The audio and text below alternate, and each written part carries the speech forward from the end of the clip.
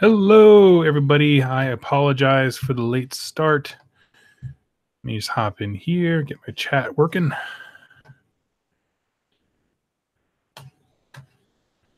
Just 1 second.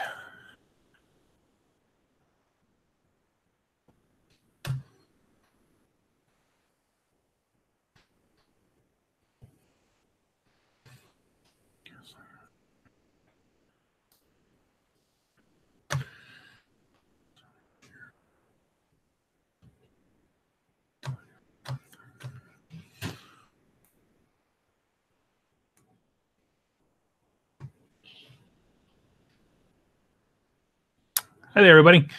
I'm just setting things up here. All right. So, today we're going to do something kind of special where I know I have kind of a late start. Apologies for that. And we're going to be diving into Disciples of Tzeentch. Audio on my other side here. Here we go. Sorry, a little reverb coming back through my microphone. We're going to be diving into the Disciples of Tzeentch as part of our Tzeentch week, talking about all kinds of stuff. It's a very special kind of WYR reforging, one that eventually I want to start turning these into something I can record as a podcast. Tonight, we're not going to do that simply because I'm late and need to get myself kind of on track. And then we also have the reveals are starting to pour out from Adepticon 2018. And so I'm going to be taking kind of breaks towards the end. And we're going to talk about those things. So go ahead and just tune in, relax, and we're going to do some painting like we always do. So with that said, what I'm going to do is point the camera down. You're going to see me working on my buddy here. This is my Lord of Change. I can't remember what I named him. I know I have his title, like the Innumerable Host, but I can't think of the actual name, mainly because GW only ever does like Tzeentch names with like about 14 Z's and maybe a Q, just to make it sound good, I guess, that no one can pronounce. So yes, he's my Birdman, and we're going to get cracking on these. And so I do have kind of a structured format. If you'll bear with me, I'm just going to chat with you while I point the camera down and get things set up. Typically, if I record these in advance, I will obviously edit this hunk of time out. But obviously, I'm doing this live. And so what I would say is while I'm doing that, go ahead, grab your paintbrushes with that and get ready. And we're going to do some hobby together. So, okay, let me start by pointing the camera down to the workstation. As always. And we'll move that out of the way. Got my mic here. Adjust the light for maximum viewage, I guess is the term. It's the term I'm going to call it. Push my curtain back. And we'll bring this out. Got my paints here. So yeah, as I said, this is my Lord of Change. Just did a whole bunch of dry brushing. So as always, when I do these kinds of things, I always start off with hobby progress. Let me pull up my notes as I'm talking about hobby progress. Started with this Lord of Change. I really am moving in towards demons, and the reason is I want an army that I can also experiment with 40k with. I did a little bit of 40k back when the edition first came out. I actually had some Dark Eldar. At the time, I lost my job, so I had to sell those off. But, I liked the way 40k functioned, and so what I wanted to do was just have an army that had very minimal buy-in. It basically is what it is. So I just started cranking out some Tzeentch stuff in a great deal that I got from my good friend Brent. And so at this point, he's mostly done. We're just going to start finishing up some details around the tip of the staff, this little scroll he has on his side, these kind of mini reverse chicken arm things that I'm not really a fan of. Just get him finished up, clean up the base a little bit with some Abaddon Black, and he will be all set. So that is what I'll be working on. As far as progress that I have previously worked on, I need to find a way to do like a photo gallery or something on here. But basically, I did 10 pink horrors, 10 chaos knights, not chaos knights, chaos warriors with the white cloak on the back and stuff like that, and got them all looking good. And I did quite a bit of that stuff. So what else? I also did a Gaunt Summoner. Let's see if I have him. Push him out of the way. I can show off some of the stuff I've been working on. Here's the Sorcerer Lord. We did that 1 week together. I liked him quite a bit. Turned out well. Did Colia Greenshade for the shadows on the robes, and that turned out really nice looking. I also did the Spawn. I think he's like Nightmare or Nightmaw that comes with was it Sail from Forge World. I got this from my friend of the show, Jack, and basically we're doing Path to Glory, and so I needed a Spawn just on the off chance that I ever got that. Also did this is I put it on the Facebook page. All these things will be on the Facebook page, but this is the Chieftain. I can't remember what it's called. Dark Oath Chieftain. I gave him a Chaos Warrior helmet just because I like the way it looks. And that's basically all there is to it. So once I finish up Big Bird here, we're going to start cranking out some more Slaves to Darkness. So that's the plan. So that is hobby progress as it is. Let me adjust the camera here. There we go. A little more centered. I know I'm looking at the comments here because this time we did learn how to do comments last time. Sierra, the Chosen One. This is a tabletop war game called Age of Sigmar, where people build and paint models and use them to play board games, basically. A very advanced board game. Think chess, but instead of squares, it's like three-dimensional spaces, and you can build all kinds of cool terrain. If you Google Age of Sigmar or Warhammer 40K, those are some popular ones. Basically, Games Workshop is a company that makes these things. And so this is a very, very big, pretty model that I have painted. When you get them, let me see if I have one. Oh, I don't have anyone who's bare plastic, but they come unpainted with gray plastic, and so we just kind of do that kind of stuff. So that is what we are doing. It's just a cool hobby. It has a lot of mix of tactical stuff with the game, as well as obviously some artistry involved. And it's just very relaxing. So this show is an invitation for people to sit along and paint with me as I do stuff like this. Steve Keen, the studio reveal is in less than an hour. Yes, it is. And so I'm going to do my Disciples of Tzeentch show because it is part of Tzeentch Week that I'm doing. If you're not familiar, Tzeentch is one of the gods in this kind of mythical setting. And so we're going to just kind of focus on his models and his units. And then towards the end, once the rumors of the reveal have been kind of solidified a little bit, we're going to talk about those. I'm going to, look up here on my other screen and put those together. So that is kind of the format for the show. So let me see here. Let me just pull my notes off to the side so I can actually see them. And we're going to dive into Disciples of Tzeentch WYR Forging Edition. So, there it goes. Have here the Lord of Chains that I am working on. I went with there's a few options for how to build him. You can have the staff out to the side and then having hold a sword or the rod. I went for the double-handed on the staff just because I think it aesthetically looks the best. That's just obviously a personal preference. So I'm going to get some paint going here. And we're going to dive into our first subject regarding Disciples of Tzeentch, which very simply is to cover all the things that the Disciples of Tzeentch book affects. So there are 3 kind of sub-factions in there. Only 2 are actually printed in the book, and this is what I mean. The first one is Tzeentch Demons, which of course the Lord of Change is. He is a big, big demon of Tzeentch. Another one is the Tzeentch Arcanites, which are kind of the mortal followers.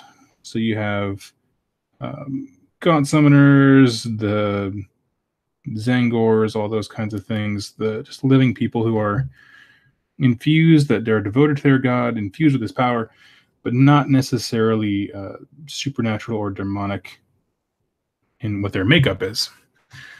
And the third faction, which is often, I think, forgotten and very much overlooked, is the Slaves to Darkness, which is the mortal followers. Those are your Chaos Warriors, Marauders, Knights, War Shrine, all those big, big guys. And that one is overshadowed quite a bit. I actually had several people on the channel ask, are you sure that you can use Slave to Darkness stuff? And the reason you can is because the requirements for a specifically Tzeentch aligned army is that every model there, in every unit in the army, has the Tzeentch keyword, which coincidentally almost everything in Slaves to Darkness can take the Tzeentch keyword.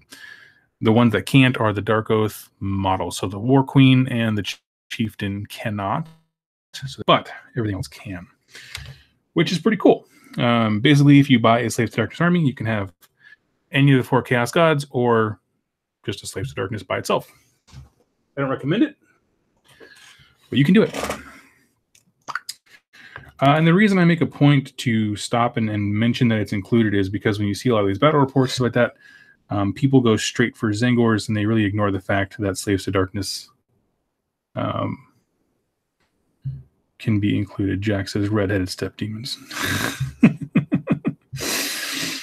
So, yeah, I think it's super important to point that out. And it's actually been asked quite a bit. There was actually a guy in one of the videos who said a store owner told him he couldn't use Slaves to Darkness stuff, which I thought was very intriguing. With that being said, I want to dive into some models that are often used.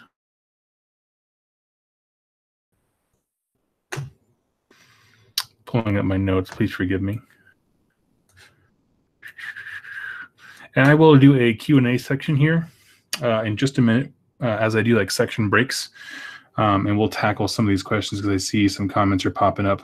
And I definitely, the whole point of doing a live thing is to address those kind of head on, which I'm very excited about. So what makes the book really cool is that it has unique artifacts, spells, things like that. So there wasn't a time when not all battle tomes did. And it's important to kind of distinguish because those were dark times back before they came with those cool things. And so I just kind of want to bring people up to date. The book is an updated one, has a lot of cool stuff, a lot of game, a lot of game. People are very sour on some of the mechanics, and we'll get to that in just a minute and why that is. As far as my next kind of subject, I want to pause and answer anything in the chat. So we have Steve Keen. I've always loved the idea of Tzeentch in the Lord of Change, but I've just never been able to commit because horrors and flamers are blah. Let me clarify here. Are you saying you don't like the models or you don't like the rules? Because I actually love the rules. I'm a fan of the models personally because I like swarms of dudes, which is why I play Slave to Darkness as well. But I'm just kind of curious because, like, rules-wise, they're strange, right? If you don't want to invest in the blue and the pink stuff like that, oh yeah, the models. Yeah, I can't help you there. But things grow on you. Like, for example, I was never a fan of burning chariots, but they're really growing on me. And actually, they really started to grow on me after I painted. Let me see if I can get one here for you.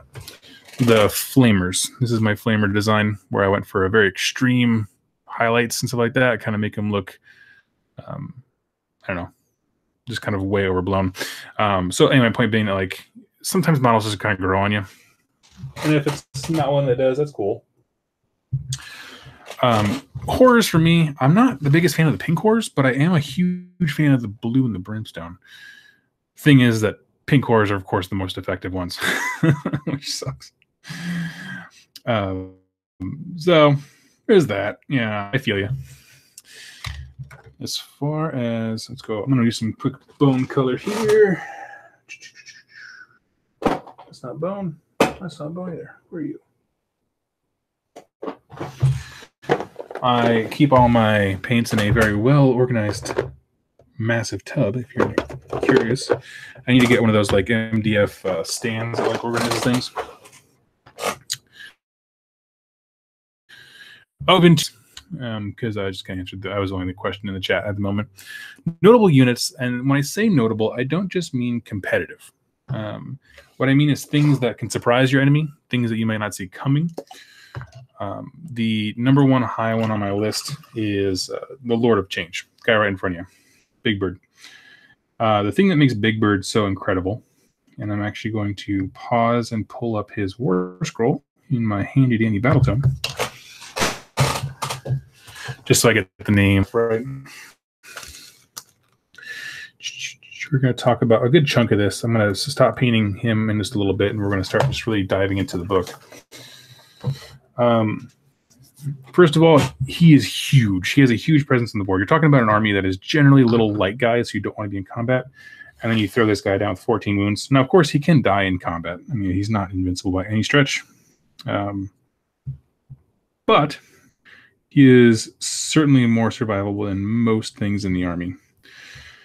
And that is an important distinction to have, because if you need someone who can certain objectives or just kind of overall defend, just with that, yeah, you're going to want him. And also aesthetically, he really just draws the models together. He really does. Does a great job of just whatever your color scheme is, you can make him parts of him like that. Let's see here. He has this, so he can do 2 spells and 2 unbinds, which is great. And what makes those things off the hook, and the reason why I call him a notable unit rather than just like a big centerpiece model, is his ability called Mastery of Magic. When you make a casting or unbinding roll for a lower change, change the result of the lowest dice so that it matches the highest. So if you roll a 6 and a 1, you turn that 1 into a 6 so it matches the highest result. Now, of course, not all dice rolls will be that extreme, but when you think about things like, say, a spell that needs a 9 to cast, which is pretty common in his army.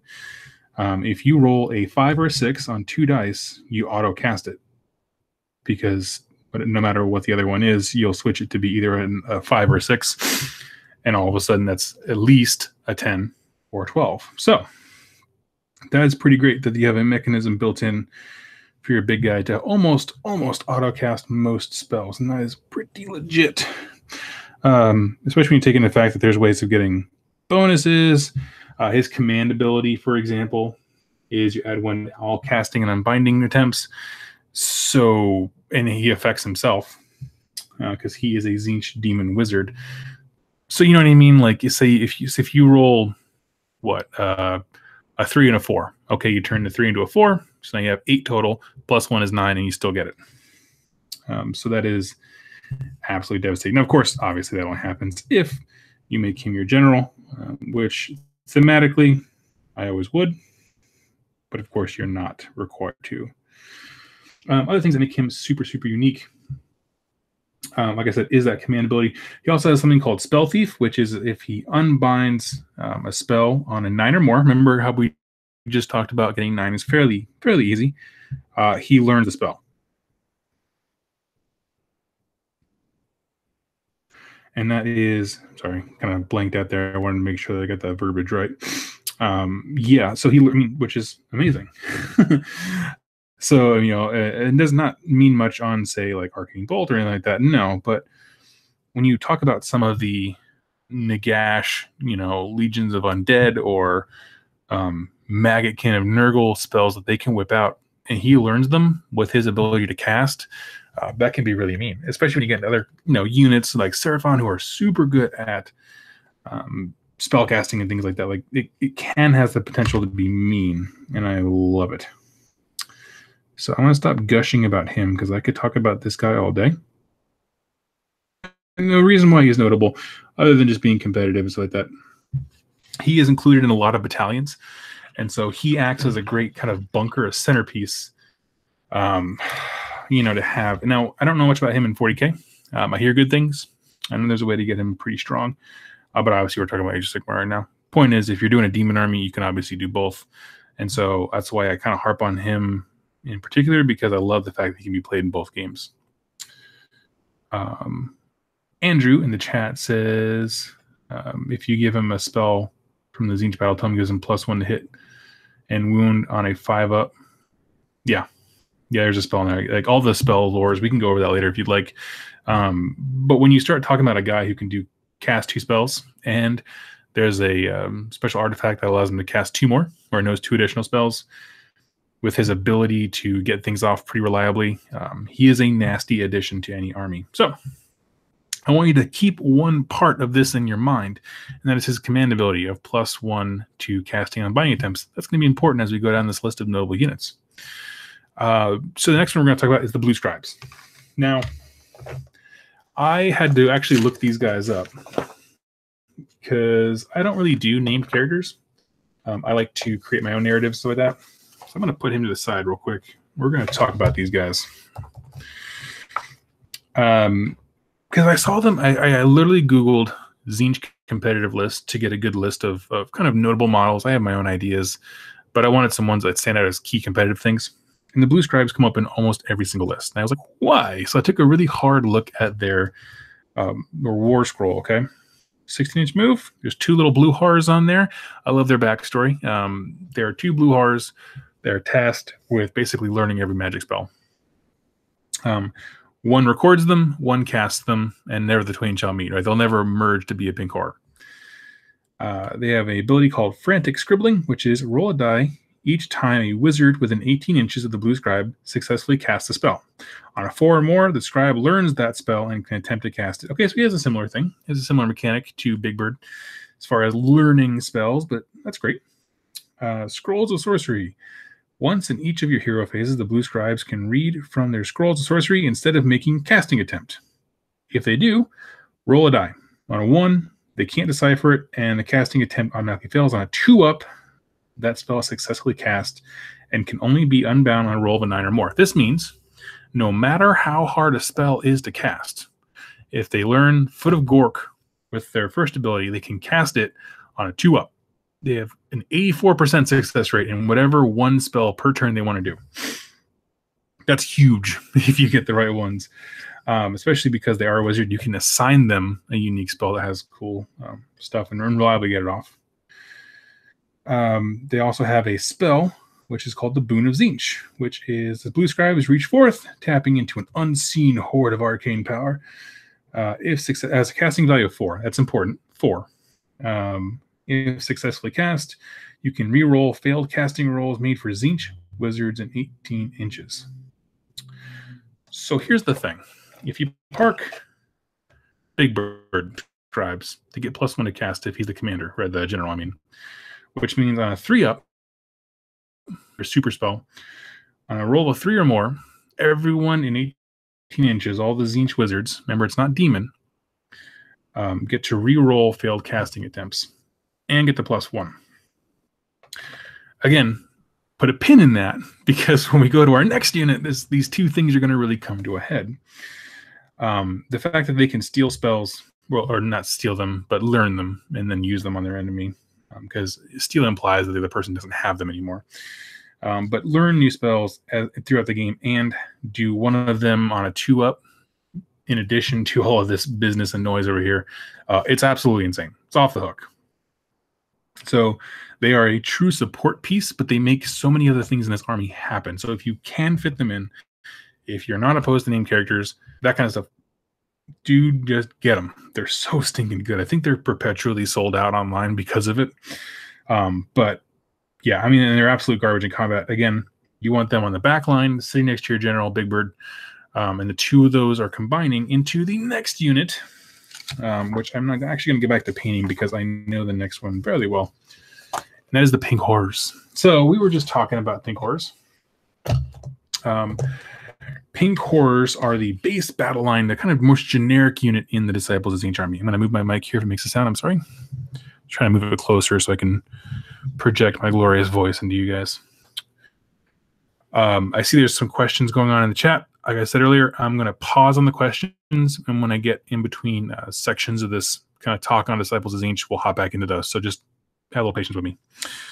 Let me see here. Let me get my colors so I can start the next phase here. I might get his necklace next on the Big Bird. So Pink Horrors, why are they good? I was not a fan of them when I first encountered them. Actually, the first time I ever played Pink Horrors was when I was picking up this army. My good friend of the show, Brent, who is an all-around awesome person and a rock star. The last time we did a live chat, he was kind of a good moderator for me. He was looking to get rid of some Tzeentch demons. He was focusing on his Keratin overlords and just wanted to clear them out, make sure they went to a good home. And I was like, hey, I'm a good home. And we had an idea where it's like, okay, I'm going to bring my slaves to darkness and I'm going to fight your Tzeentch demons, and the kind of narrative we're doing is my slaves to darkness want to subdue and command the Tzeentch demons, so I have to beat them. Right, that was a cool little narrative. I think I talked about it here on the show. We had a great game. I absolutely threw his face in the mud because I'm a terrible friend. But at the time, I didn't have a great appreciation for the pink horrors. That was the first time I saw them on the table, and I was like, oh, these guys really aren't that great. I kind of like went straight through them with Marauders. Hindsight is that I just didn't give them time to do what they needed to do. Because the real strength of the horrors is not their stat line in combat. They're not great. They're really terrible. Can't emphasize enough how much you don't want pink horrors in fist-to-fist combat. What makes them amazing is, one, they have a gun, which doesn't sound like much. It's a 4-up, 4-up. If there's 20 dudes in the unit, they get +1 to hit rolls.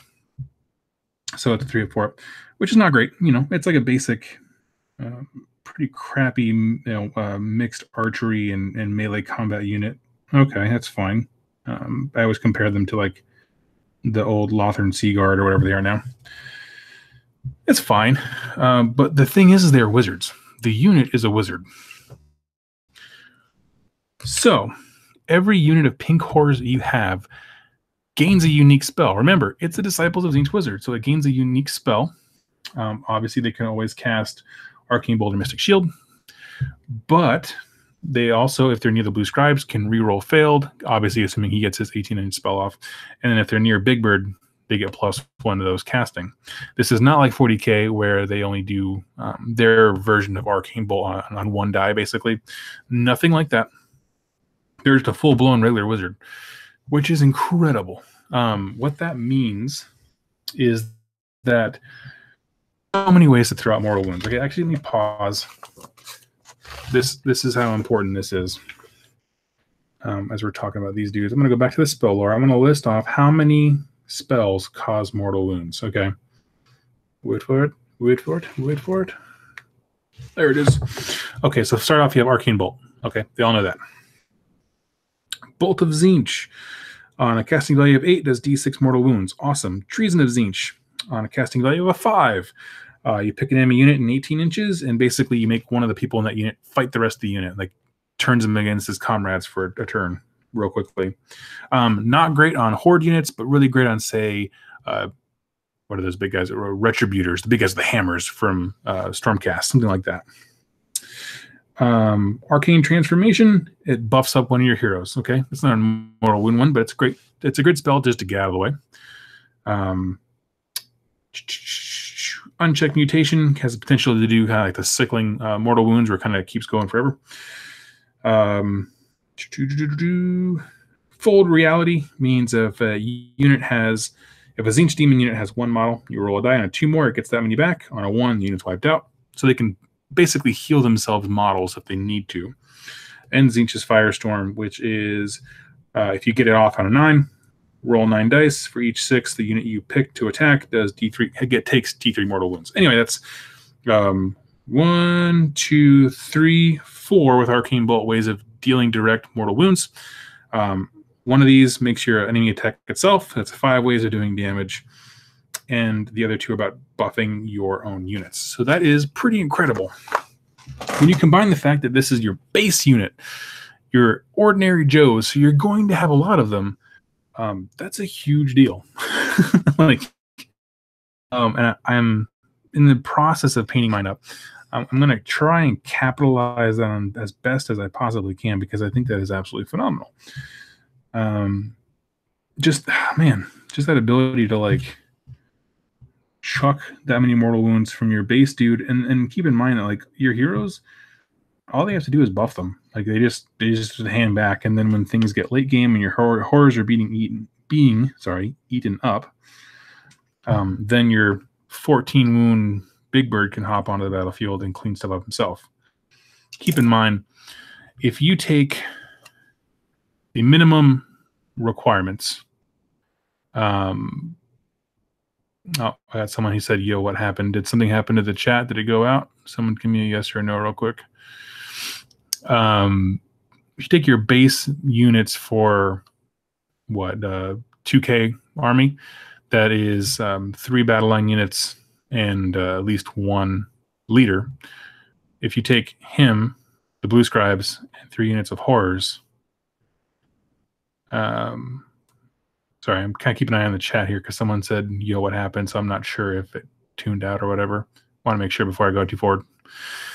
Basically, you can have 5 wizards. Your entire army can be wizards, and that's pretty legit, especially when all the mechanisms involved are, buffing, spell casting, and things like that. So that is pretty epic. I'm going to do some quick washes here.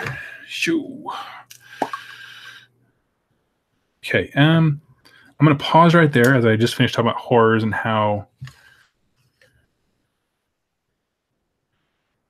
Forgot the ing. Whatever, I'll figure it out later.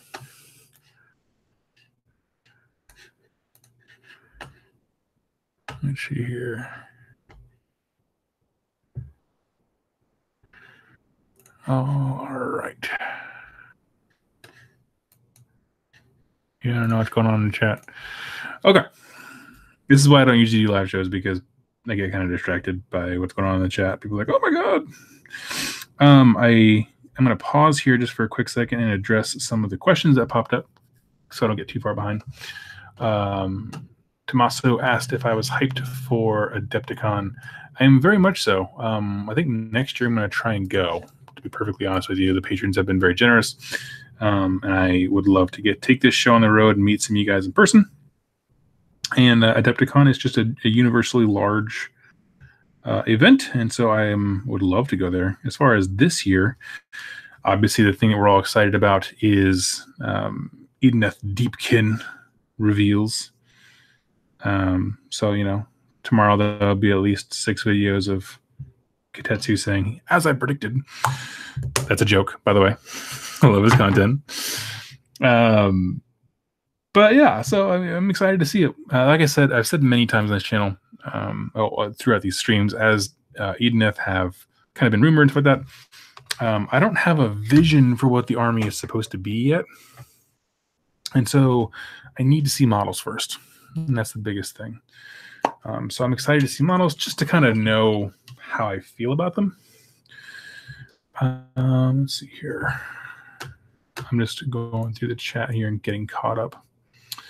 I'm currently working, this is Andrew. I'm currently working on a conversion of, chat's moving, of Blood Warriors into Tzeentch Chaos Warriors, just as planned. Yes, that is a great idea for a conversion. I did, what are they called? What are the corn, like Blood Reavers, the little guys? Those into Marauders way back in the day when the first Star set first came out, just shaving off the corn stuff. They look fantastic. Very easy to do. And those corn models are very easy to convert, which I've always loved about them. Let's see here. Eric Anderson asked, is Archaon a good unit? I have never played Archaon against him or obviously with him because I don't own him. I see a lot of potential in him just because his keyword spread is all over the place. I know he got a lot of discussion during Maggotkin, where there were some synergies with battalions and things like that, not that he can be in them, but I mean, like, he pairs well with certain battalions, so that he can add some really great staying power, mixes well with some of their inbuilt synergies, like the mortal wounds being put out, stuff like that. So, and obviously he has a neural keyword, so all the things on the wheel, the Mega can affect him, so it just makes him better, right? As far as, is he a good unit? I mean, you're asking a guy who bases things purely off of aesthetics. And so I would say, oh yeah, best unit in the game, because I think his model's gorgeous. So think about that when you hear my answer. Let's see. Andrew asked, let's see here. Oh yeah, he was referring to the Lord of Change we were talking about earlier. Yes, absolutely. Let's see here. Solid Katetsu joke. Yes, okay. I try my best. I try, it's all in the spirit of fun. I never actually talked to him. I just haven't had an opportunity or a reason to yet.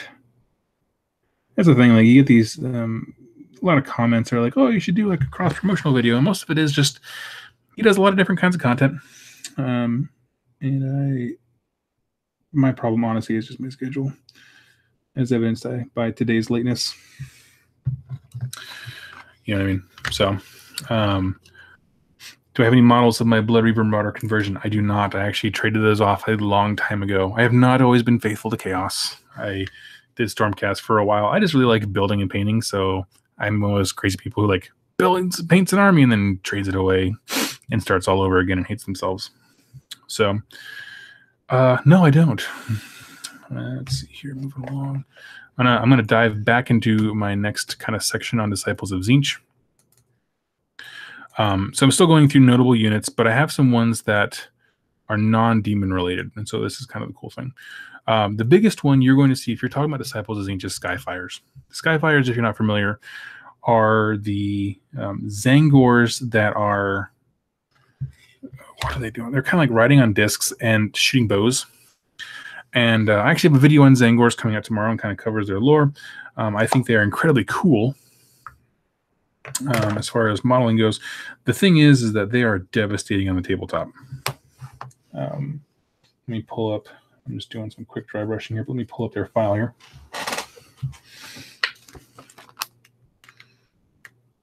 This is great radio. Cow. There we go. Okay, so Skyfires has 3 more models. They can fly. Obviously, they're on discs. And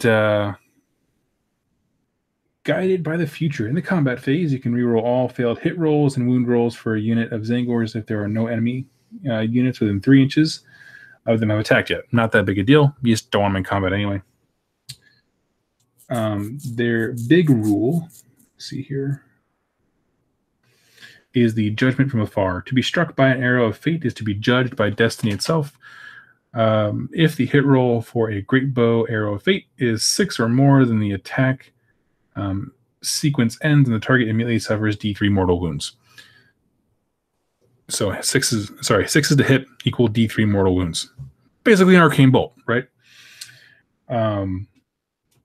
They also have this thing that says preternatural enhancement. If this unit is within 9 inches of a friendly Zangor shaman at the start of the shooting phase, add 1 to any hit rolls made for their bows. So if you take a huge unit, say 9 Skyfires, or just 6, we'll be more conservative, put a shaman next to them, all of them are flying, all of them have about 16-inch movement. They're shooting, and on 5-ups to hit, they do D3 mortal wounds. Keep in mind, they only get 1 shot each with that bow, but it's a huge deal. Now, what makes that kind of even more salty for people who are playing against Tzeentch is the fact that we have something called Destiny Dice, which I'll get to in a little bit. That's kind of my next section, talking about what makes the army kind of come together, where basically you have a chance to change fate and make a die roll whatever you want it to be, sort of. Not really, but pretty close. And so that is really the crux of why people malign the unit a little bit. Their price has changed quite a bit. I actually don't use them, so I couldn't actually quote you their price. But I know it changed. It went up a little bit, but certainly not enough. This is the unit that if you're playing competitively, you're going to want at least 2 boxes of. You're going to want at least get 6 Skyfires. The simple fact is the amount of damage that they can pour out with their shots, if you take them and a shaman, it's unreal because they can delete units if you roll hot. And honestly, you don't have to roll that hot to get these things to kind of move and function the way you want them to. So that is all I have to say about them. Like I said, I never use them. They show up at least in groups of 6 or 9 in all competitive lists.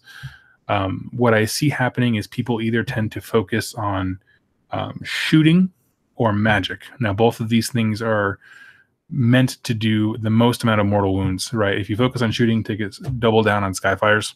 If you want to focus on magic, Lord of Change and Blue Scribes and those kinds of things. Obviously, you can try to do both, but we're going to get to battalions here in a second, Andrew. But you'll finally, points-wise, you can't really do everything. And so people tend to focus on those. I find that most folks focus on the shooting because you can't unbind it, is the thing. And that's kind of the competitive edge. If you're trying to remove variables, getting rid of unbinding attempts is a huge one. So Skyfires with the Shaman, make a big beefy wall of Zangors in the front. Or if you want to keep going with shooting, you can do Arcanites, but they're not really that great. And we'll focus on the battalions here in a second that kind of make these nasty. But I'm just kind of going over units right now. And so the next unit I want to talk about is the Gaunt Summoner. So let me flip to him real quick, just so I get the name of the ability right, because he does have some cool stuff. Now the Gaunt Summoner is kind of interesting. Obviously, I did a video on him, I think yesterday. Depends on how I timed it to release. But man, this dude is crazy good. Preface, always take the dude on foot. The guy who rides on a disc in the Everchosen book has a different spell. It's not nearly as useful. When people talk about the devastation of Gaunt Summoners, they're talking about this guy on foot. Basically, he has a really crappy wizard stat line. Okay. The reason people like him is that he is 120 points. So he's fairly cheap for heroes. And once you do magic, and he can cast and unbind 2 spells. Okay, that's crazy good for someone that cheap. When you figure a comparable wizard is the Chaos Sorcerer, who only gets 1 spell. So keep that in mind. He has a book, ability where he can pull stuff out of a realm gate. Only good during, say, narrative play or whenever you're using a realm gate. His blade does special stuff. You don't want him in combat. Doesn't matter. What does matter is his unique spell. Infernal Flames has casting value of 8. If successfully cast, pick a visible enemy unit and roll 1 dice for each model in that target unit that is within 18 inches of the caster. On a 4-up, it does a mortal wound. And then as a caveat, it says you roll 3 dice for each monster war machine in the target unit rather than 1 die. So basically, if it's a unit of big dudes, of monsters, then you roll 3 dice each. Anyway, point being, so you pick a unit 18 inches. Sorry, you pick a unit. Right? The only caveat is it has to be visible. And then it's every model in 18 inches you roll, and on a 4-up it takes a mortal wound. So let's just think about that. By itself, it's not that bad. Right? It's pretty reasonable because, to get him up to 18 inches within a horde unit, you don't want him there. Something bad's going to happen, and that's great game balance. What takes him up to 11 is when you summon a Balewind Vortex. If you're not familiar, Balewind Vortex doubles the range of all spells. So let's just think about this for a second. Is it 36 inches? Is a very different type of game balance than 18. I played a game. I used to have Bone Splitters. Like I said, I traded armies a lot. I had a huge Bone Splitter army, and I ran just waves of a Kun and Ruck at my friend Mark, who was rocking a Gaunt Summoner on a Balewind Vortex. Deletes them because they are a horde unit. And holy smokes, man, even though they have 2 wounds each, deleting that many dudes, you don't need hot dice. You don't even need, you just take average dice. Even on crap dice, you can probably delete a lot of stuff. If it's a unit like, what are some good with Skaven and stuff like that, they're going to lose a bunch more to Battle Shock anyway, right? So even if there's a unit of, say, 40, okay, I'm going to use my hands diagram here, and only the first, say, 20 are in your 36-inch mega range for this stuff, and you decimate half those, 10, okay? And that's just from the spell. Anything else can shoot them, take kind of damage. The amount of battle shock that they're going to take is going to wipe the other back half of the unit that was never in range for the spell in the first place. Huge swing when you can mitigate hordes like that. So him being able to do that, and here's the cool thing, the Gaunt Summoner has the Mortal, Arcanite, Demon, and Tzeentch and Wizard keywords. So you take him, you take Big Bird, he gets +1 to cast. Blue Scribes give him reroll failed. He does 2 spells. One of them is that. It's just like barf mortal wounds. And so if you wanted to horde proof your army, including one of them and leaving points for a Bellwind Vortex is a phenomenal idea. If you reserve the points for the Bellwind Vortex, but realize you're not facing a Horde army, doing something like putting those into reserve points for summoning blue horrors and brimstone horrors after a pink horror unit has died, just to gum up the enemy line, great idea. Can't go wrong. So I'm very, very excited about that. I'm seeing some cool stuff coming in from the chat. Someone said about Blastic Sisters. I'll believe it when I see it. I'll believe it when I see it. Okay, so, and the, so that's for the Gaunt Summoner. And the last notable unit I want to put on here, and this is not in the Tzeentch book. This is from my own personal experience, so take it with a grain of salt, but I'd love to have a discussion about it, is Marauders. Marauders with the Mark of Tzeentch. And the reason is nothing else in the book is dirt cheap like they are. And still battle line. If you wanted to do something that focuses on magic, and you wanted, let me correct that. If you want to do something that focuses on shooting, is what I meant to say, with the Zangor Skyfires, take a bunch of Marauders, give them all Tzeentchy stuff, and run them forward like just balls to the wall, because they're the cheapest thing. You can fit more of the big shooting stuff, more synergies with your leaders and your heroes, kind of a more elite section in there. So Marauders offer something because they're cheap. They keep you in faction. And as we'll talk about Destiny Dice, I had an experience, the game where I beat the demons and actually took these off of Brent. I won because my second turn, it was turn 2. I used Destiny Dice to auto pass a 12-inch charge, and tied up almost his entire army with this big blob of dudes. And they didn't need to kill everyone. They kind of did in the end.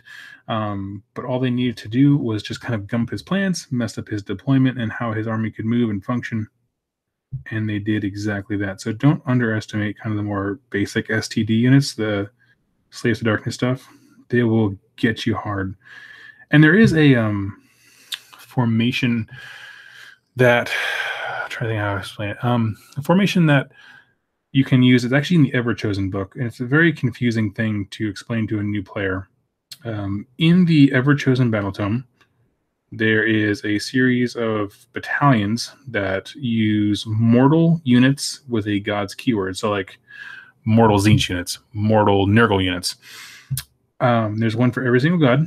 And the only two good ones really are the Tzeentch and Nurgle ones. And the Nurgle one is off the hook. We'll talk about that someday. And what makes them so spectacular, the Tzeentch one, is that it gives everyone a rend of 1, which on Slave to Darkness stuff, none of the models really have rend. So that's a huge boon right off the top. And then if you take everyone, I believe it's if you take everyone units of 9, or increments of 9, they get a 6-up. Like save after the save, kind of like how Nurgle does, which is arguably good. Depends on how the unit size kind of pans out. And so there's some cool stuff there. Just be like aware that when we're talking about notable unit stuff, we're also including Slaves to Darkness. I would say you have to really think about how you're going to include them. Slaves to Darkness are great for body fillers like Marauders and Chaos Warriors. If you need a flanking unit, Knights are still great. Again, you're looking at what kind of holes your army has and how to fill them best. If you're going with shooting Skyfires, I still think Marauders with Mark of Tzeentch are the best because they're cheap. You can fit more guns. More guns equal more shots equal more possibilities of 5s and 6s to do more mortal wounds. And that's always good. If you want something a little more tanky, the fact of the matter is that Chaos Warriors with shields are probably more survivable than Zangors, so they have a little more staying power. Knights have more maneuverability and hit a little harder than most things in the Tzeentch army, so they are something that is a commodity. So don't forget those. So that's kind of my last point on the notable units, is just don't forget Slaves to Darkness. So I'm going to look at the chat here again. If you have something you'd like to ask or say besides nice Katetsu joke. Let's see here.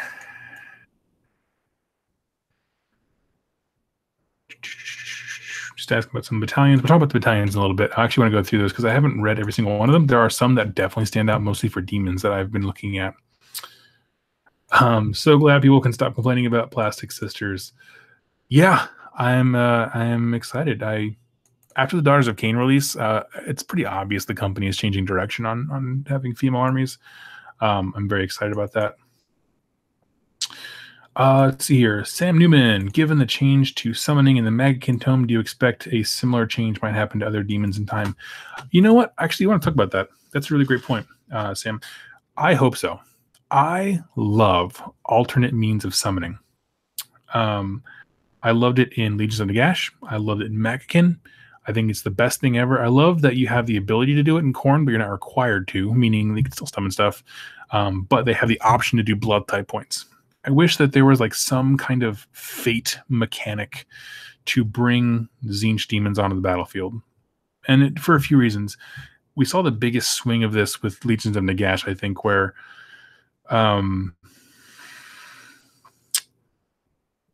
you don't have to waste a spell to, like, you have many wizards that only have one spell, or they can only cast once a turn. Not wasting those on summoning your army and having some mechanic to bring them in and then let your wizards do something more fun. It's a better game experience. And I think the same way for Magakin. I don't think you're going to see a ton of summoning through the Magakin thing, like the contagion points. I think most of it's going to be trees that are strategically placed.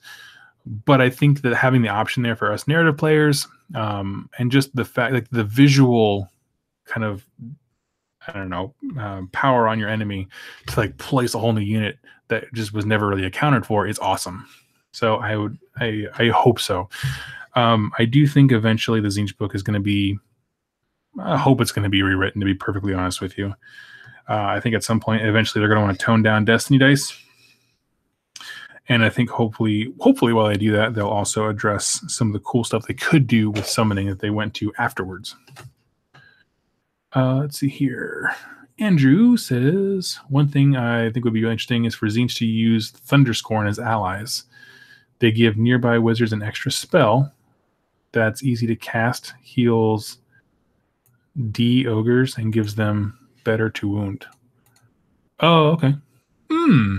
I've actually never once looked at Thunderscorn models, like at their War Scrolls. I'm gonna check that out now, though. That sounds awesome. And I know that they're like significantly like bigger and beefier, right? So that would be a good kind of counterbalance to some of the light little dudes that I have. That might be a thing. That might be a conversion possibly come up soon. Jazz Fest. Anyway, excited for the new Plastic Sisters. I'm actually gonna like just hang out on the chat once I'm done talking about Disciples of Tzeentch. And we're going to chat about the releases that I'm seeing popping up here. Steve Keen says, I'd love to see some updated Chaos Warrior models. Me too. Honestly, I love the design, like that kind of Viking-esque-ness of them. I just wish they weren't so static, because they were made for Warhammer Fantasy battles where everything had to be very tight and like lock shield. I want them to be more animated, like hurling themselves. But I love the helmeted Viking kind of fur cloak and cape kind of thing. Trying to think about what to paint next. I'm going to do some highlights on the staff tip over there.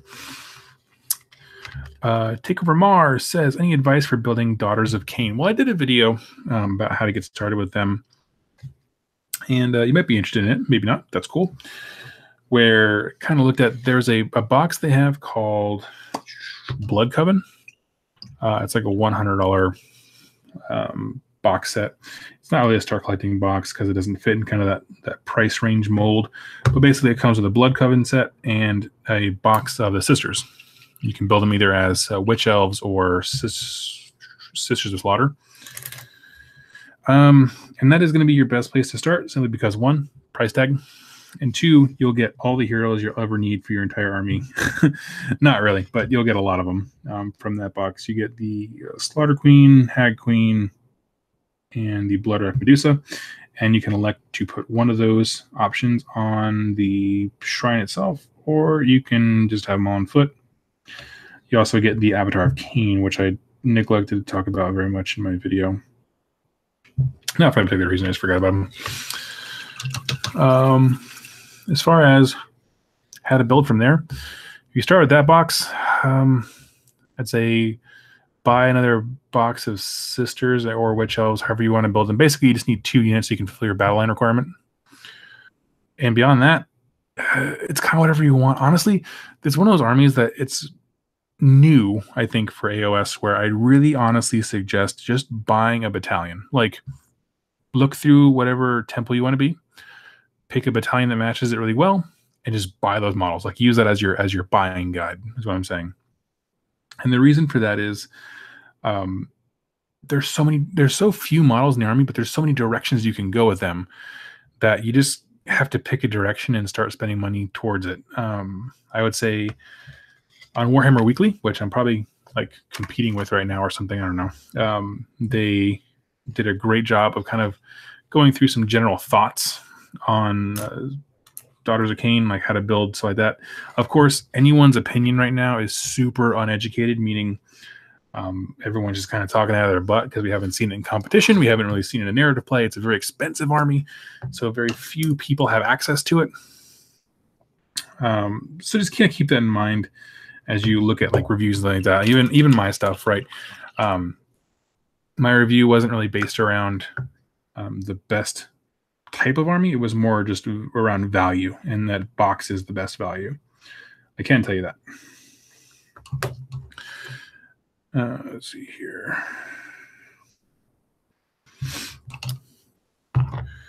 Okay, got some more people hopping on. Glad that you're here. Hello. So I'm going to move into my next section. Move away from the chat and go into Destiny Dice, a discussion about Destiny Dice. Here's the thing.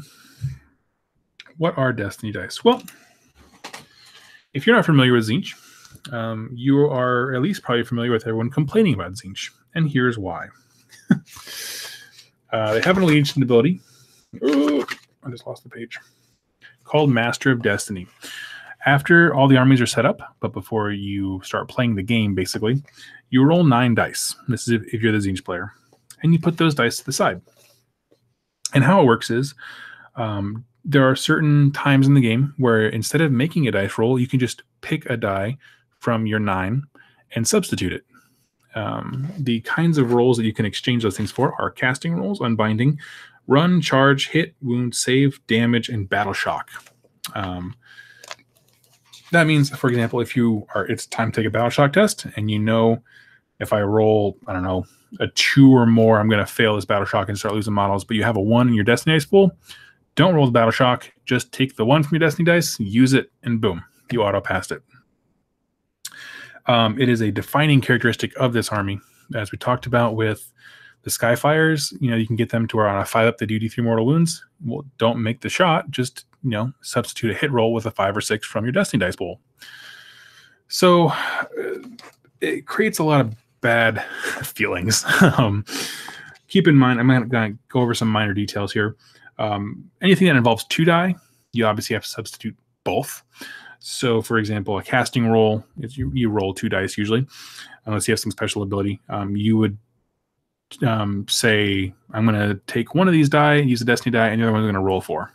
So just keep in mind that, there was a debate when it first came out. People were like, oh man, if I use a Destiny dice, then I just get to use that result twice. Like if I take a 6 from my Destiny dice pool, I get 2 6s. Like, no, it doesn't work that way. It's a 1-to-1 dice ratio. Got to roll for something. Why does this make bad experiences? Well, I have done some crazy things that shouldn't be possible with dice because of it. I made a 12-inch charge, which set the course for the entire game. I have gotten off spells that are super hard to do. I don't know. I just the math swings funny when for 9 dice you can do whatever you want when you want. Now, had a debate. People are debating all the time about whether or not this ability is too good in a game which relies on statistics and D6 probabilities. To have a player who can ignore those at the right times seems too good. And so what I wanted to do with this is just kind of bring this debate to your attention and kind of ask y'all's opinion, what you guys think. Again, the debate that I had was with my personal gaming group of really awesome guys who really just love this game. And I'll be honest, I'm one of those people who, like, I just generally assume that the company play tested everything very well. And so I'm generally the person who's like, no, let's not edit it. Let's not change it. It's probably fine as the way it is. People are probably just reacting because hardcore competitive people pushed it too far and are just going to kind of ruin it for us narrative gamers. It's generally how I am. However, I started this debate with my gaming group of the position that it's fine, right? There's nothing needs to change but the rules. And they have swayed me more towards the other side. My premise started with, hey, it's just 9 dice. How many dice do we roll in this game, right? 9 of those having a pre-existing result. Remember, Destiny dice are random. You do roll from the beginning of the game. So it seems like a balancing factor, and I'm not too worried about it. The thing is, though, and my good friend Mark pointed out, is that it's not just 9 dice. It's those 9 dice, meaning it's not just that you can use a Destiny dice to fill in something. It's that you did it the exact minute that you needed it for that kind of ace move. And I started rethinking some of the games that I played. And I had one game I played against Seraphon. I think I talked about on the show. I waited until the last turn and I used every single Destiny dice. And because of that, I crippled his army turn 3. And we were playing an open play mission where you have to like kill a messenger. Knocked him out of the park. And it was just kind of a no, I don't know. It was a no contest win. Like I absolutely wiped the floor with them. And so that got me kind of thinking, like, okay, well, maybe there's something to that argument that, like, you know, specific die rolls really affect kind of the tone of the game. And that's something that's actually super important. So we're looking at that. And there's just so many angles to think about this because it's hard to wrap your mind around because, yes, you can use them for guaranteed 5s and 6s for Skyfire shots. You could use them for auto pass charges. The biggest enemy of Destiny dice I find is that people don't get the rule right. So like they'll roll an Arcane Bolt and say, okay, I'm going to use Destiny dice for the mortal wound roll. It's like, well, you can't do that. It has to be a damage roll that's basically on the profile. So like if a damage does D3, if a weapon does D3 damage, you can do that, but you can't say like this Arcane Bolt went off. I'm going to use a Destiny dice for the damage roll on that. It's a spell effect. It's not a characteristic on someone's chart. I'm kind of rambling here a little bit. I apologize. It's a very complicated issue. Talk about game design on this level. The problem is we have an army that already manipulates a lot of things. Manipulates shooting, manipulates spells, which are 2 huge mechanics in this game. And now you go stack on top of that the ability to auto pass or auto fail something. And it's really, really swingy when it comes to dice math and things like that. One of my friends, Brent, pointed out that it's balanced because it's random. You don't know what 9 Destiny dice you're going to get. And there's some truth to that. But given statistical averages, you know you're probably going to get some good ones. I've had one game where I've gotten really bad ones. And keep in mind, Destiny dice, bad is not 1, right? By this, I mean, when we look at units like Pink Horrors, that they gain D6 models, if they do a 1 on a battle shock test, okay, well, the 1s are amazing. What you really don't want to have are, say, 3s and 4s, because there's just kind of less options for them. I'm starting to hear things about Edith Deepkin.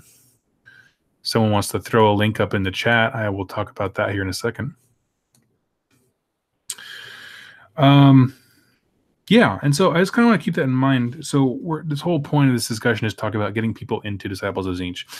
If you are playing Disciples of Tzeentch, you have a very powerful mathematical swinging ability built into your army. I like it because it's easy to remember. And I think that's kind of the defining feature for me personally. I forget a lot of rules. And so it's one that's very easy for me to keep in mind. If you are playing a Path to Glory or a smaller kind of game, I would say ease up a little bit. You can easily create some bad play experiences where between auto shutting down or auto dispelling people's spells and auto charges and dishing out mortal wounds like crazy, you can really create a bad play experience for people. And I think that's important to keep that in mind. So let's see here. Forgive me, I'm just pulling up some stuff. So that's kind of all I had to talk about with Disciples of Tzeentch. I wanted to go over the noble units as well as the Destiny dice, kind of just a general small talk about what it is and those kinds of things. What I'm doing right now is logging over into the Reddit, and I'm going to see if I can find anything about Deepkin, because that's what I'm into right now. Again, I'm actually going to do this live because, I don't know, I'll tell you what I think. I don't see anything about it. Oh, something says news. Deepkin are here. Let's take a look. You're gonna be here live with me. I'm so sorry. This is terrible, terrible, terrible radio. And I got linked to a GW page. Oh, there are some pictures. Okay. So if you're curious, I am looking at the Warhammer community page where they've just posted enough Deepkin stuff. So I'm loading the little YouTube video they have, showing some art of ships at sea. Okay. Okay. Let's see here. There's a dude. Actually, I'm going to put a link to what I'm watching in the show notes here, or in the chat, I mean. Let me do that real quick. And then I would love to answer that question about what do I think about the Edeneth. Okay, so I see a dude riding a serpent.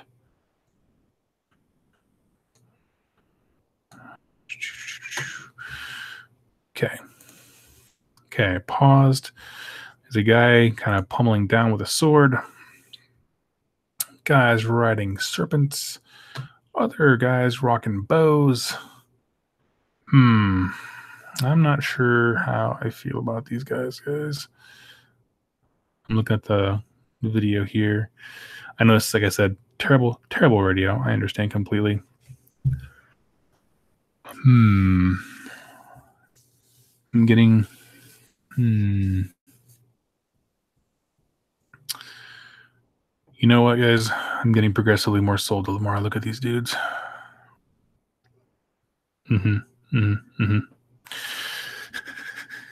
What you're listening to right now is a man falling in love over time.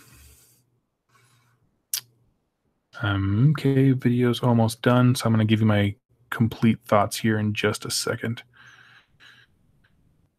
Okay. Video's done. Let's have a discussion about that. Edeneth Deepkin, guys.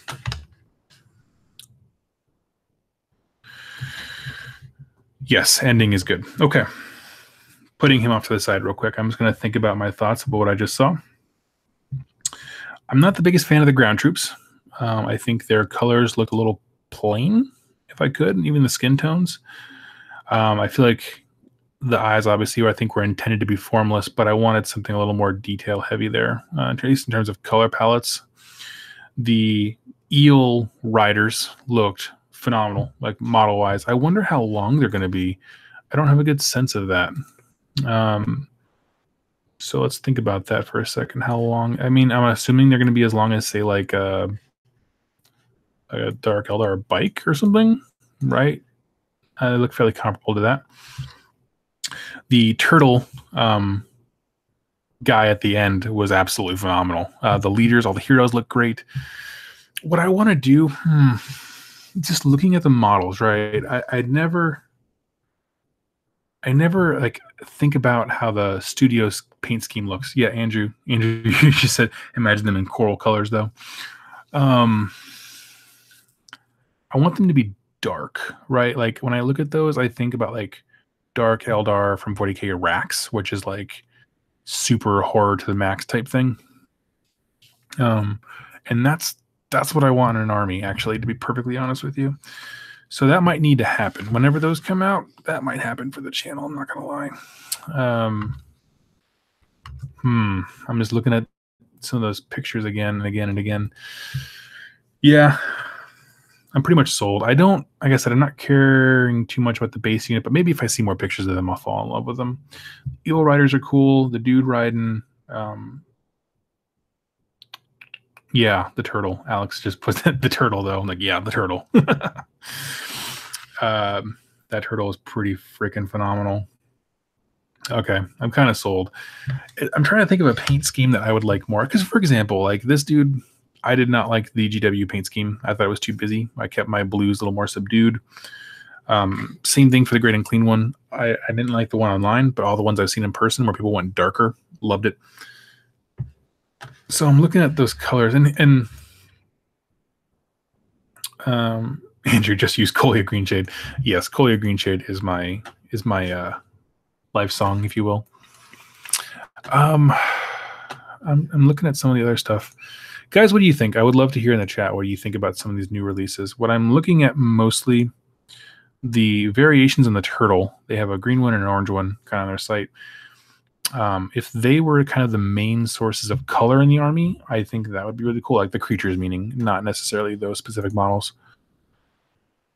I'm still, I'm looking at kind of the art they have below the video. If you go to the community page, they have a video and then like 4 or 5 pictures beneath it. I'm just on the fence about the basic troop. But I love everyone in the background. They have a guy who's like riding, his cloak is made of a wave. He's riding it up, and that looks super baller. I'm not gonna lie, that's kind of amazing. Everyone on a turtle looks phenomenal. Ken says it's just like Corsairs and the High Elves from Shadow Mixed Lands. Yeah. Yep. Andrew says, I like that they're not perfect-looking elves. They look like they have some character to them, not being Teclis and Tyrians. Yeah, so the lore behind them, if you didn't catch it in the Daughters of Cain book, is that Teclis started to build these people from kind of some of the souls he took from Slaanesh. And then something went wrong. We don't know what, but he abandoned the project. So they're like failed test experiments, but they kind of just went on to like have a life of their own. So we don't really know anything about them or why a god would leave them or anything like that. We have some scant details that are mostly rumor, but nothing concrete. And so I'm very excited to hear about that. That's going to be awesome. Let's see, how long have I been going here? Yep, the big hero on the wave. That's how I was talking about. His cloak, if you look at it, it turns into an actual like cape up by his shoulders and then forms into a wave afterwards. So super exciting, guys. Exciting time to be in the hobby. Let me tell you what I want. Honestly, when I look at these dudes, my personal aesthetic, if you've ever seen the movie or played the video game Silent Hill, that is my jam. That kind of like creepy horror, kind of muted colors, almost what we would call like Blanjitsu kind of thing. If you've ever seen those in the White Dwarfs, very toned down, dark kind of colors and horror themed.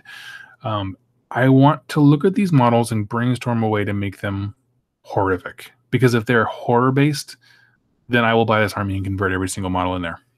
And I mean that. And I'll do it live. I'll do it on the show, right? Screw it. We'll do it live. Because just looking at some of the base things that I'm looking at here, right? Like you could easily have the turtle and then have it do pale on the skin. Have the same colored shell. Do pale like flesh tones on the skin and then have them be like tortured and kind of hurt, like distressed, like with Caribou Crimson and things like that. Make it look like it hurts to be in the reins. That sounds awesome. I have a bunch of Dark Eldar bits that would go perfect. Perfect heads. Speaking of which, if you're a Dark Eldar player, this is your lucky day because all these bits look phenomenal. And they just, yeah, man, they're just speaking to me. Like, I was actually just about an hour ago chatting with my friends right before I hopped on the stream. They were like, "Oh yeah, it's gonna be great. Eden Deep gonna be revealed." And I was like, "I don't know how I feel about it." Still being my normal, like I need to see models first, but having seen them and kind of seen like the kind of conversion possibilities, I'm kind of sold on them. There's if you look at the video at 1 minute and 1 second, there's a dude with like a spike on his back holding a huge like javelin with a hook at the end. I'm assuming he's going to be some kind of beastmaster. Brent Nelson, shut up.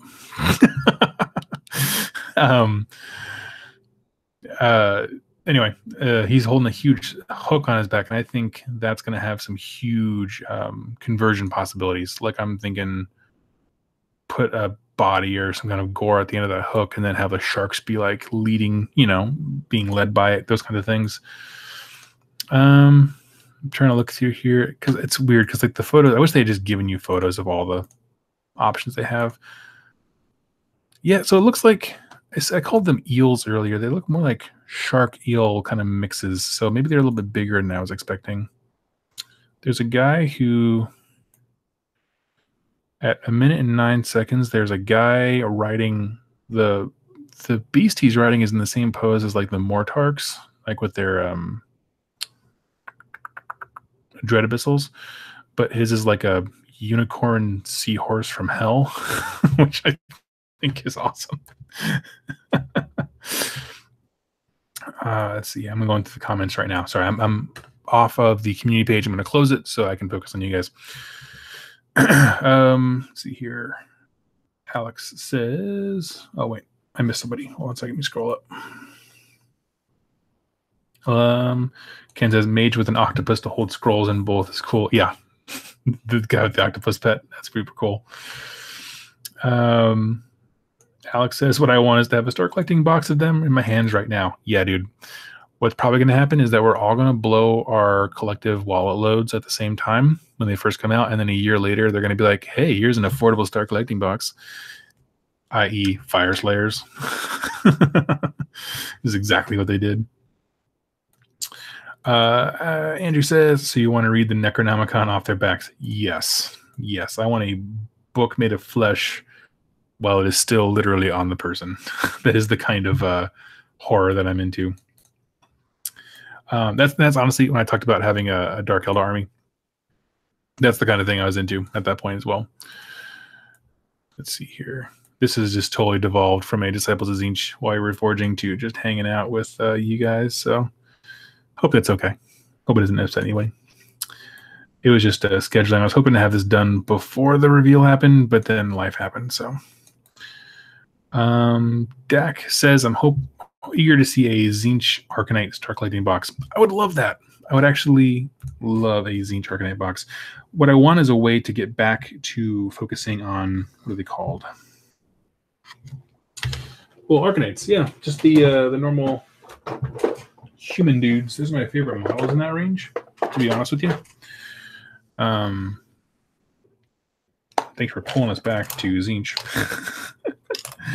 But Arcanites don't get much love in Tzeentch right now, just simply because of, I don't know, just their playability. They're not really great at anything. Let's see here. Ken says, I just want the Octopus Mage. Yeah, he's pretty baller.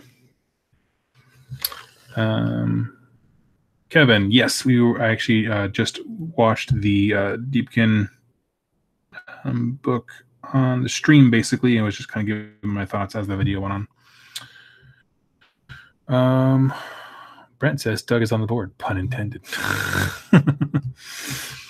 Let's see here. Alex says, there are only 2 battle line. Alex, do you know... I haven't read because I didn't want to stop. Do you know which units are battle line? Like, is it just the dudes on foot? Because I'm kind of hoping they're going to have a thing kind of like the burning chariots can be battle line if a certain, the herald on a burning chariot is also a general. So I'd love it if there was some optional stuff like that. So if you have leaks or insider information, I would greatly appreciate that. Alex says, GW is knowing right now. I guess that means that my Seraphon is happening right now and the Deepkin will be in a year. Do you mean what? How does that affect your Seraphon? I'm curious. Let's see here. So yeah, I'm For anyone who's curious, I'm very excited about those models now. Because that's the thing, like, it's just that I didn't have a vision for them, and that's exactly what that video was intended to do, like, give us an idea of what the aesthetic is going to be like. I'm sold on the helmets, basically. I like the helmets. I like the kind of dark theme. There was a few rumors going around that, like, their backstory is they can't really feel things, like they're kind of incomplete in a certain way, and so they hunt people to feed dark parts of themselves. And so people are like, oh, how could that possibly be order? Same debate they have with Daughters of Cain. It's whatever. And I don't know if that's true. Again, that's just hearsay, but I'm very excited about that because it kind of fits in the horror thing. So yeah, okay, get that scroll done. I'm trying to think. So I just keep spinning this guy around, looking at what I'm missing.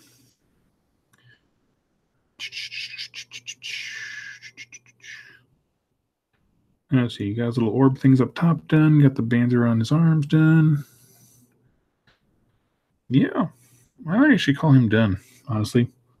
I'm not a very critical painter when it comes to this kind of stuff. Actually, I know what I want to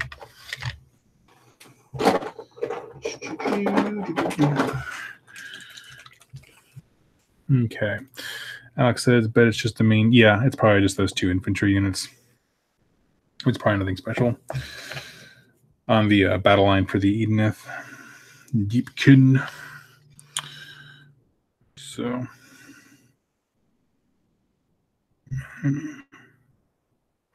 What I'm doing right now is taking a gloss varnish and I'm going over all of the gems and stuff. I love the way when you do a gloss varnish, it just makes them pop a little bit.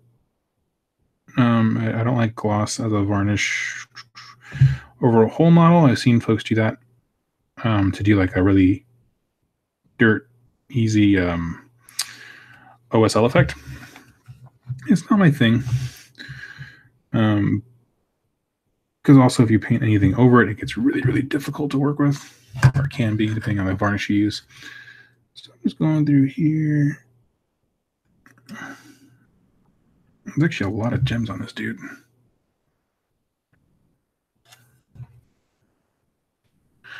Dax says, if you look at the eyes of the Edeneth battle line units, it's like they don't have them. Yes, that's my thought exactly. I think we're going to be... actually, one thing I want to talk about the Edeneth here. I think AOS lore is headed in a really cool direction, as they have been for quite a while, where the idea of the soul has become kind of the center stage, if you will. Meaning that, like, all the short stories we've seen about Nagash and all stuff like that with the malign portents coming out, it's always about soul.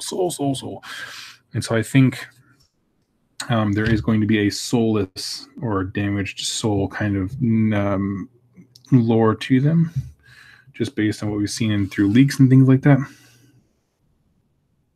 So I think having the no eyes is going to be a factor in that, and so that's kind of cool. So I'm going to call it. I'm pretty sold on them. And Brent's going to laugh at me privately, but maybe also publicly.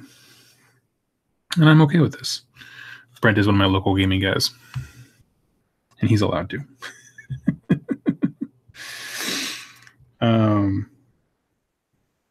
Yeah, oh, got a whole bunch of gems over here. I don't know how I missed this entire arm.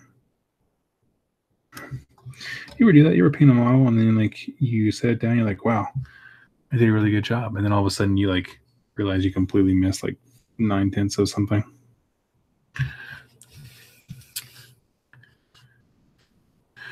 Alex asked...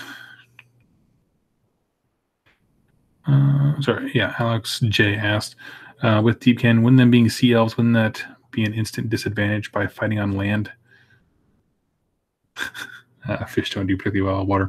Well, yes and no. I mean, if you think about, like, Gutrot's Boom is a pirate who his big deal is that he built his ship into a giant monster, and this monster basically, like, is so full of pus and nastiness that he makes his own ocean for the rest of his fleet to ship in. So he's a pirate. They all have ships, but these ships can go across land because they bring basically the water with them.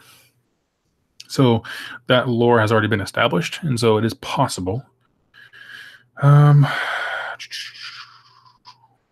Yeah, so it's possible. What they could also do is just not necessarily have them be like, because GW hasn't necessarily said sea in the traditional sense of the word sea.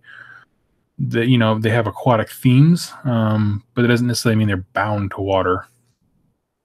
So something to consider.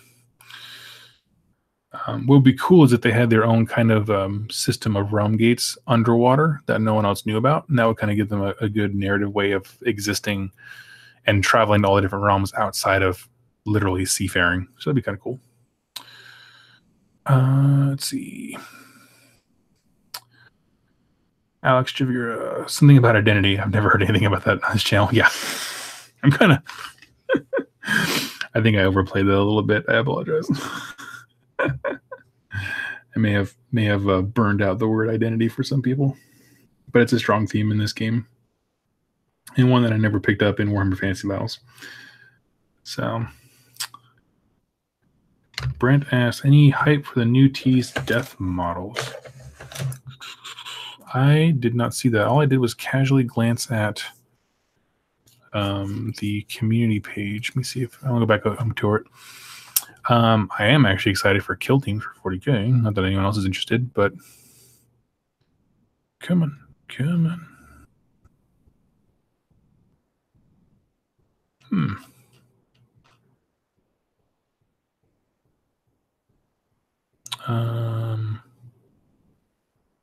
What am I looking at here? Hold on, there's like a 30-second video.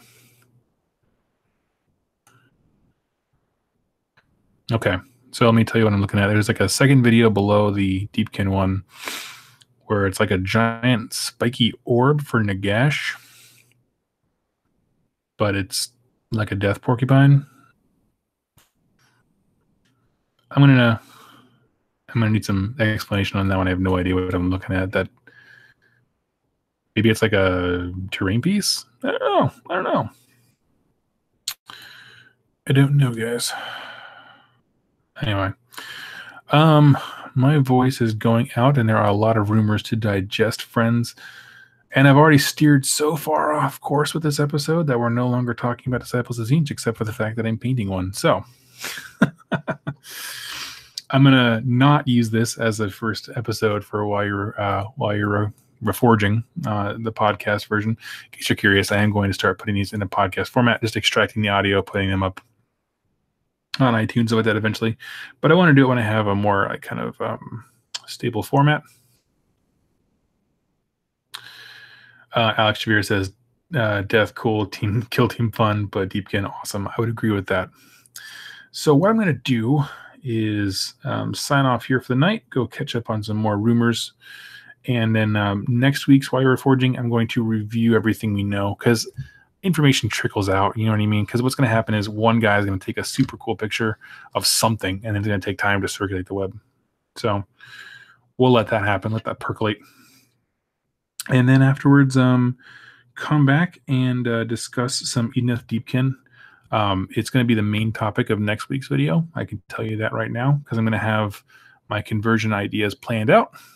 And yeah, so yeah, we're going to do that. That's going to be one where I'm going to buy 2 battle tomes, because the Patreons will pay for one. And so I'll raffle one off as I did do with Daughter Kane. Which, speaking of which, actually, this last little thing with my 13 viewers here, we're going to do the raffles for the 5K giveaway and also the Patreon for the Daughters of Kane book here coming up soon. As you all know, like, life just kind of got me all distracted. And so threw us off kilter, but we're going to get back on track really, really quick. So thank you all so much for your patience, and I will talk to you really, really soon. Tomorrow, there's going to be a video continuing Tzeentch Week for Zangors. So I look forward to seeing you all in the comments there. Thanks so much. Have a great day.